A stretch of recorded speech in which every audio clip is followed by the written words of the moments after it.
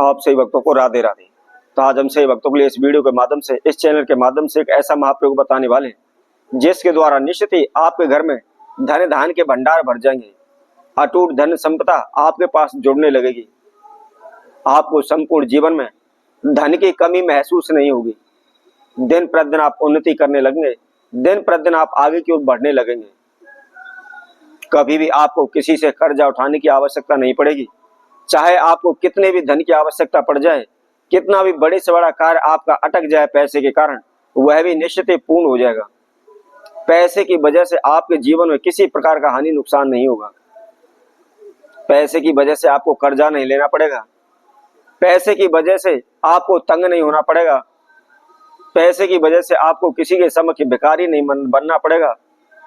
किसी से हाथ फैलाकर पैसे मांगने की आपको आवश्यकता नहीं होगी और ना ही कोई भी आपका कार्य अधूरा अटकेगा।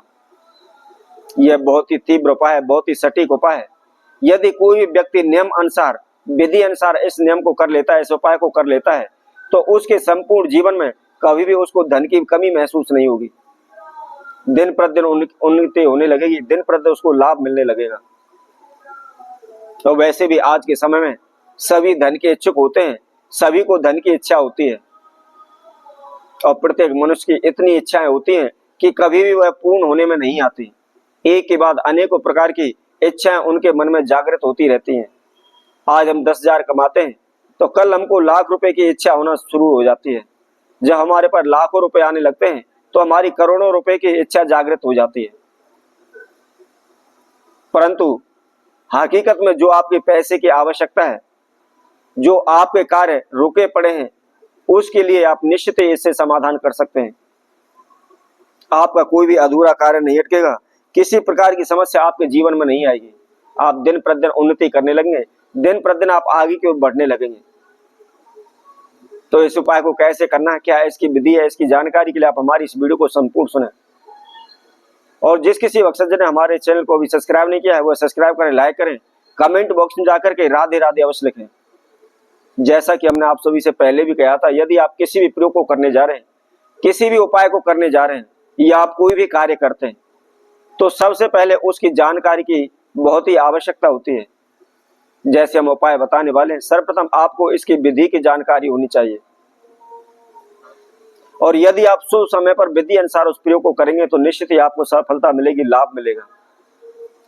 तो इसलिए कोशिश करें कि उस विधि को आप पहले अच्छी तरह से समझें कि किस समय पर करना है और क्या इसकी विधि है, किस तरीके से इसको हमको करना है, और इसके साथ साथ उसके अंदर हमको कौन कौन सी वस्तुओं की आवश्यकता पड़ रही है। तो आप पहले उन वस्तुओं को आप ला करके अपने घर पर रख लें। ऐसा ना हो जिस समय पर आप करने जा रहे हो फिर आपको इधर उधर भागना पड़े, जिसकी वजह से आप उसकी विधि को संपूर्ण तरीके से सही नहीं कर पाते। और कई बार ऐसा भी होता है कि हम खूब अपनी समझदारी के साथ उस प्रयोग को करते हैं, लेकिन कुछ ना कुछ ऐसी कमी हमसे हो जाती है जिसकी वजह से हमको लाभ नहीं मिलता। तो हमारा क्या है, मन उससे उठ जाता है, लगता है कि ये फिजूली उपाय, इससे कोई लाभ नहीं होता। तो आपने एक बार उपाय किया है, लाभ नहीं मिला, तो आप उस उपाय को दोबारा अवश्य करके देखें। हो सकता है कुछ ना कुछ कमी हमारे द्वारा उसको करने में रह गई हो। और आप सभी जानते हैं, जब हमारे जीवन में किसी भी प्रकार की कोई समस्या आने लगती है, हम चारों ओर से समस्या में गिर जाते हैं, हमारे ऊपर कर्जा बढ़ने लग जाता है, हमारे ऊपर समस्याओं का पहाड़ टूट पड़ता है, तो हम इधर उधर निश्चित भागते हैं। चाहे हम ब्राह्मणों के पास जाएं, ज्योतिषियों के पास जाएं, चाहे भगत सियानों के पास जाएं, और अनेकों प्रकार के तंत्र मंत्र ओने टूट के हम करते हैं कि कैसे भी हमको लाभ हो, हमारी समस्या हमसे दूर हो, हमारे जीवन में सदैव सुख शांति बनी रहे। तो आइए उस विधि को हम आपको बताते हैं, इसको करना कैसे है।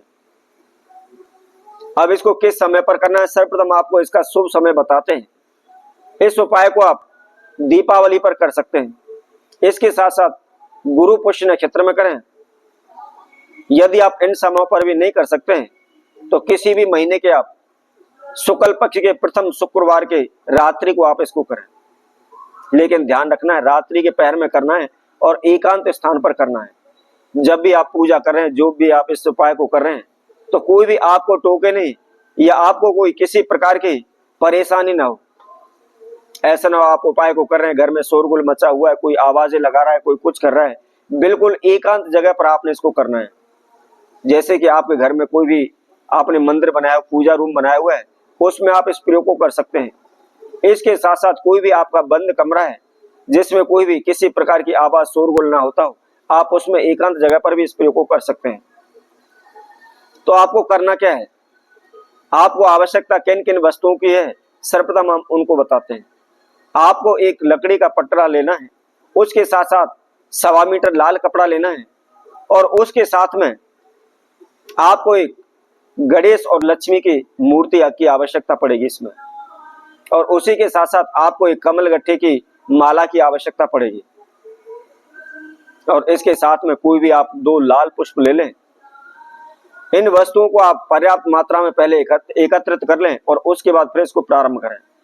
प्रारंभ करना कैसे है, इसकी क्या विधि है, आइए इसकी विधि हम आपको बताते हैं। आपने पूजा रूम में या कहीं भी एकांत जगह पर सबसे प्रथम एक लकड़ी का पटला बिछाना है, उसके ऊपर आपको लाल कपड़ा बिछाना है, और उसके ऊपर आपको लक्ष्मी गणेश की प्रतिमा रखनी है। अब आसन लगा लें और उत्तर की ओर मुख कर लें। आसन पर आप बैठ जाएं। सर्वप्रथम एक घी का दीपक वहां जलाएं और थोड़े से आप अक्षत अपने हाथ में लेकर के सर्वप्रथम आप संकल्प लें।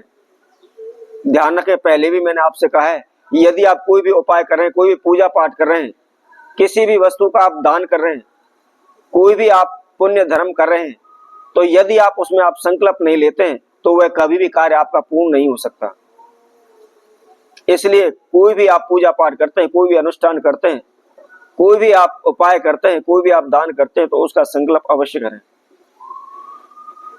तो आपको अक्षत लेकर के अपने नाम एवं गोत्र का उच्चारण करना है और प्रार्थना करनी है कि हे प्रभु, मैं इस कार्य के लिए इस उपाय को करने जा रहा हूं, इसके लिए मुझे आप अनुमति प्रदान करें और मेरी इस पूजा को आप सफल करें।